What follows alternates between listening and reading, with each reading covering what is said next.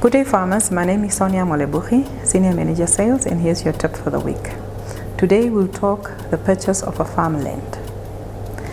If you make a decision to purchase a farmland, sit down with the seller or the agent assisting you.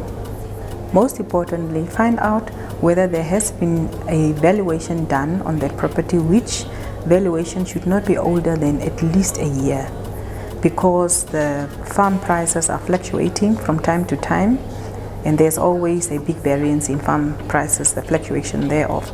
So make sure that you have that indication of the value of the farm, and also make sure that you know what is the carrying capacity of the particular farm you intend to purchase.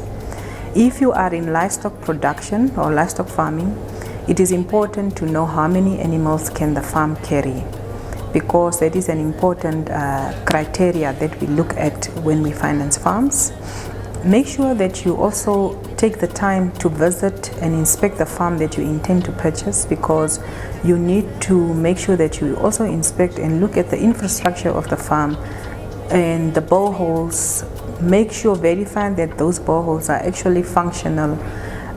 You need to really take the time and inspect the farm thoroughly, so that there are no surprises at the end when you have to now move into that particular farm. When it comes to the valuation of farms, it is always advisable that you ask the seller or the agent to share with you a valuation that was done on the farm, preferably a recent valuation, not older than 1 year, 12 months, so that you can have an indication upfront as to what is the market value of the farm that you intend to purchase. And if you would like to know how to calculate the carrying capacity, we are happy to share that with you. You can contact the bank, and we will also inform you how to calculate the carrying capacity, or to determine the carrying capacity on the farm that you would like to purchase. When it comes to the purchase of plots, please always make sure that there are no restrictions on that plot. Make sure that the plot is zoned for agriculture purpose. Do a thorough inspection once again, so that you purchase a plot that has also economic value.